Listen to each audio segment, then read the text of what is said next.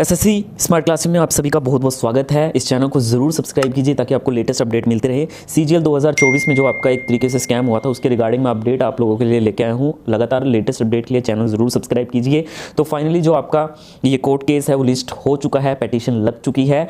अब हियरिंग जो है वो हो गई है। हियरिंग में हुआ क्या है, जो आपका एसएससी है, ठीक है, और सीधी सी बात है, जो पार्टी होती है, जो दूसरी पार्टी जिसके अगेंस्ट आप केस करते हो, जो जिसके अगेंस्ट केस लगाया जाता है, उस पार्टी को क्या है वो अपना पक्ष रखने के लिए नोटिस भेजा जाता है कि आप भी अपना पक्ष रखिए। वो अपना वकील वगैरह आगे करेंगे। जाहिर सी बात है एसएससी को जो है वो नोटिस जो है वो दिल्ली हाई कोर्ट की तरफ से दिया गया है कि आप अपना पक्ष जो है वो रखिए।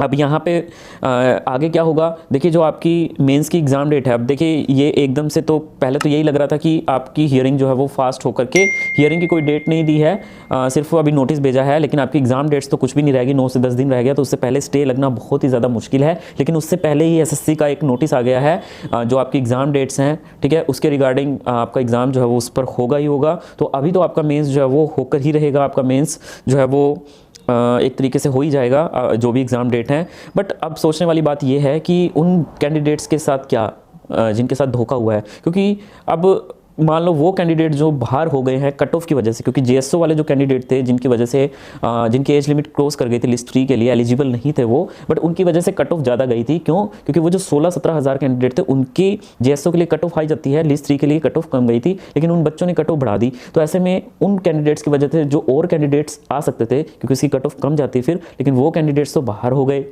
तो ऐसे में उनको न्याय कैसे मिलेगा? क्या उनका एग्ज़ाम, एक पॉसिबिलिटी है कि उनका एग्ज़ाम क्या दोबारा से कंडक्ट करवाया जाएगा? मतलब जिन लोगों का एग्ज़ाम हो रहा है, जिन लोगों का एग्ज़ाम हो रहा है वो तो एंटर कर ही रहे हैं, लेकिन जो लोग एंटर करने चाहिए थे, कट ऑफ कम जानी चाहिए थी, उसका कैसे होगा? क्या उनका एग्ज़ाम दोबारा कंडक्ट करवाया जाएगा? क्या आप ऐसा सोचते हो? क्या एसएससी में पहले ऐसा हुआ है कि एग्ज़ाम दोबारा कंडक्ट? कई सेंटर्स में क्या था, घपलेबाजी होती थी, धांधली होती थी, या कुछ भी कंप्यूटर वगैरह का इशू होता था, ठीक है, उसमें चीज़ें जो होती थी, कई बार क्या हो जाता था, सर्वर काम नहीं करता था, तो उसकी वजह से ऐसा देखा गया था कि एग्ज़ाम हुए हैं। तो क्या उन कैंडिडेट्स के एग्ज़ाम करवाए जाएंगे जो दोबारा नई मेंस के लिए कट ऑफ आएगी? तो देखते हैं आगे होगा क्या, क्या कुछ फैसले रहते हैं। हालांकि लेकिन एसएससी जो है वो और जो स्टूडेंट के अगेंस्ट है, ठीक है, उसमें यह है कि कोर्ट को भी स्टूडेंट की बात बिल्कुल माननी पड़ेगी, ठीक है। बहुत ही अच्छे लॉयर किए हैं हमारे अभिनय सर ने, ठीक है। तो एक तरीके से धोखा ज़रूर हुआ है, तो ज़रूर कुछ ना कुछ, क्योंकि बिल्कुल वो सारी चीज़ें अगेंस्ट जा रही हैं एसएससी के ही, साफ साफ दिखता है नोटिफिकेशन में जो उन्होंने खुद मेंशन किया है, और खुद वो उसके अगेंस्ट जा रहे हैं, वो चीज़ भी देखने वाली बात है।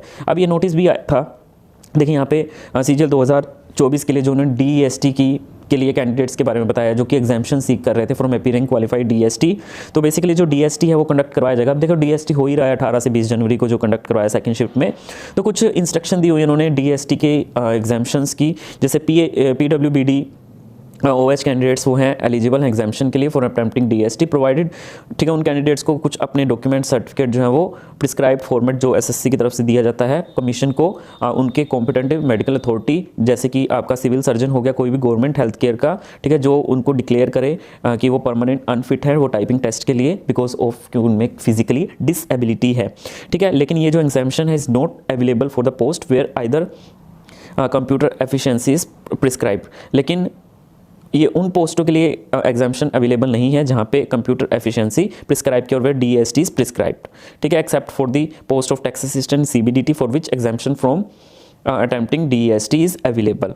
सो ये कुछ नोटिस है, और इन्होंने टाइम वगैरह भी मेंशन किया है कितने टाइम से पहले आपको एग्जाम में पूछना, तो मतलब एक तरीके से एग्जाम हो ही रहा है, ठीक है। बहरहाल आगे की इन्फॉर्मेशन के लिए आप चैनल के साथ बने रहिए, जुड़े रहिए। तब तक के लिए पढ़ते रहिए, ख्याल रखिए। All the very very best. धन्यवाद।